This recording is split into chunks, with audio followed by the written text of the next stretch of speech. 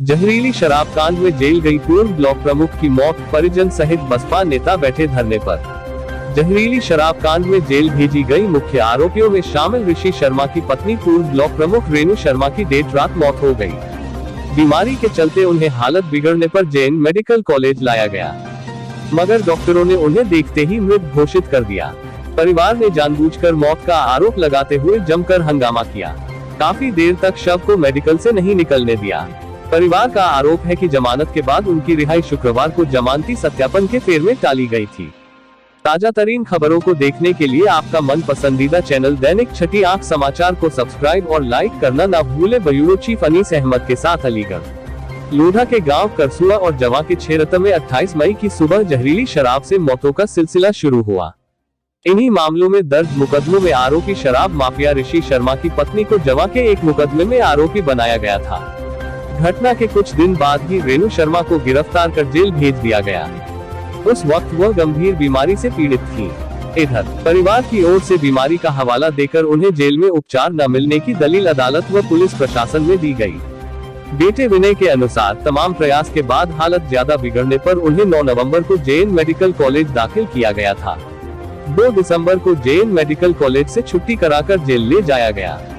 3 दिसंबर की देर रात उन्हें कारागार से फिर जैन मेडिकल कॉलेज ले जाया गया, जहां डॉक्टरों ने देखते ही मृत घोषित कर दिया। इस खबर पर परिवार के तमाम सदस्य व समर्थक मेडिकल कॉलेज पहुंच गए। बेटे का आरोप है कि मेडिकल कॉलेज के डॉक्टर ने उन्हें जानकारी दी है कि उन्हें मृत अवस्था में ही लाया गया है। मुंह से झाग निकल रहा था, यह उन्हें जानबूझकर मारने की साजिश रची गई है। बेटे के अनुसार उनकी मां की जमानत मंजूर हो गई थी। शुक्रवार को रिहाई होना तय था, मगर एक जमानती का पुलिस ने जानबूझकर सत्यापन एक पुराने मुकदमे के चलते नहीं किया। इसके चलते जमानती बदला गया और अब शनिवार को रिहाई हो सकती थी। इसी बीच यह मौत इसी ओर इशारा कर रही है। इसे लेकर परिवार की ओर से हंगामा किया गया। पुलिस ने शव को पोस्टमार्टम हाउस में रखवा दिया था। विनय भारद्वाज मृतिका का बेटा, नरेंद्र शर्मा बसपा नेता, जेल सुप्रीडेंट विपिन मिश्रा।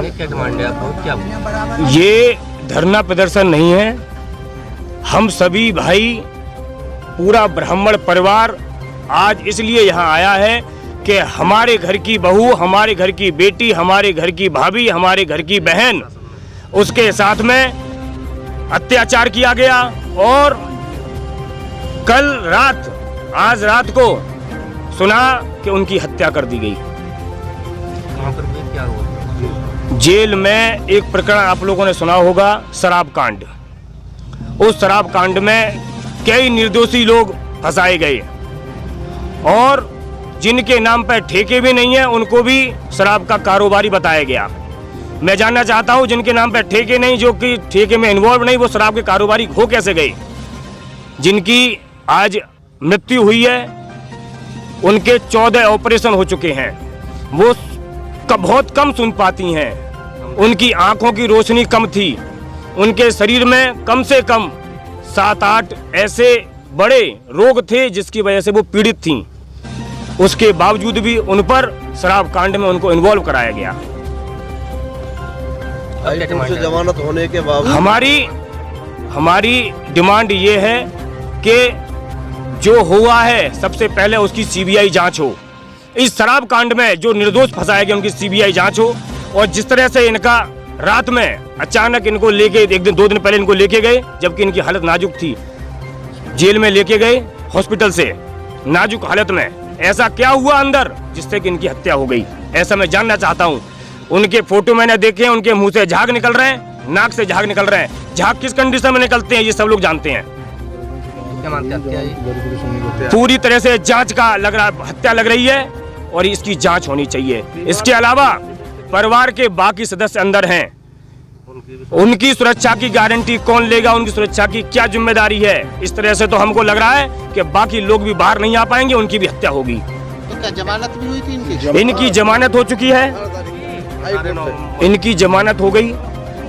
जमानती भरने के लिए पिछले 10 दिनों से वेरिफिकेशन में प्रशासन अड़चा रहा है, पीछे से अटका रहा है। कभी कोई कागज मांगा जाता है, कभी कोई कागज मांगा जाता है, लेकिन सारी फॉर्मेलिटी पूरी की जा रही है। जो हमारे जमानती आ रहे हैं उनको धमकाया जा रहा है कि आप क्यों आगे बीच में से कैसे आए, आप लोग क्यों पैरोकारी कर रहे हो? पुलिस वाले घर घर जा रहे हैं। मैं ये जानना चाहता हूं कि यदि कोई जेल में चला गया है उसके बाद पुलिस का रोल क्या है?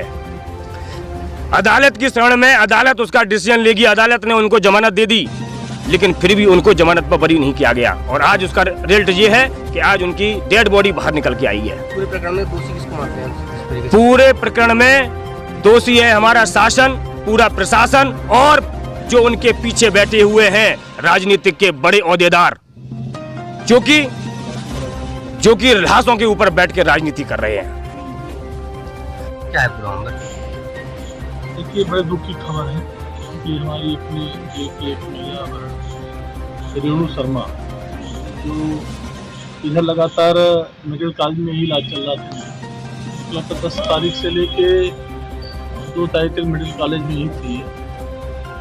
लेकिन कल रात को एकाएक जैसा हुआ हो, बीपी बढ़ा हो, डायबिटीज और बीपी के पेशेंट भी थे, और हमारे डॉक्टर साहब, फार्मासिस्ट साहब मौके पर पहुँचे, लेकिन हम जीवन बचाने में असफल हैं। इसका हमें परिजनों का जिस तरीके से आरोप है कि मुंह से झाग निकल रहे थे, वो देखिए, किस तरीके से? यही बात मैं जैसे पिछली बार कहूँगा कि एक बार दिल से इस बात को सोचना पड़ेगा कि इस तरीके की किसी भी घटना में किसी ही बंदी रक्षक से लेके वरिष्ठ अधीक्षक तक या कारागार प्रशासन के सबसे सूक्ष्म स्तर से बड़े स्तर तक ऐसी घटनाओं से क्या फायदा मिलने वाला है? कोई डिलीवरेटली ऐसी घटना क्यों करे? जहाँ कोई तो मोटो होना चाहिए ना। और ये सामान्यतः बीपी वगैरह में भी ये निकल सकता है, जैसा हमारे डॉक्टर साहब ने बताया, जो भी पीएम रिपोर्ट में जो भी चीज आती है। Thank you sir. Vinay Bhardwaj. पूरे प्रकरण को लेकर क्या कहना है आपका? जिस तरीके से जेल में क्या हुआ? सर 10 तारीख को मम्मी को एडमिट कराते हैं यहाँ पे जेएन मेडिकल में। उसके बाद 15 को डेट थी, तारीख पे जाना था हमको। स्थिति बहुत ख़राब थी, पुलिस प्रशासन पूरा आ गया था वहाँ पर जेएन मेडिकल में। उनके सामने भी बेहोश हो गई थी और डायबिटीज़ कंडीशन थी 500 550। उसके बाद नेबुलाइजर से सांस ले रही थी, सांस लेने में भी प्रॉब्लम थी। उसको हटा के वहाँ से डिस्चार्ज कराया दबाव बनवा के प्रशासन का, और एम्बुलेंस में कोर्ट ले गए। कोर्ट में ऊपर जाने की स्थिति में नहीं थी, एम्बुलेंस में ही सरकारी कोर्ट पेश कर सवाए और स्टैंप लगाया, साइन करने की हालत में नहीं थी। साइन भी फिर बाद में ज़बरदस्ती कराए जैसे हुए। उसके बाद जेल ले गए 15 को। फिर हमने एप्लीकेशन दे के फिर एडीजे 9th ने सुप्रीडेंट को फ़ोन करा। उन्होंने फिर दोबारा जेएन मेडिकल भेजी क्योंकि स्थिति बहुत ज़्यादा ख़राब थी। वहाँ 15 को गई। उसके बाद अब परसों डिस्चार्ज कराया दोबारा। क्या मानते हैं? और फिर रिपोर्ट उनकी सही आ रही थी। उस 10-12 घंटे में ऐसा क्या हो गया कि उनके मुंह से झाग वाग ये सब निकलने लग गए।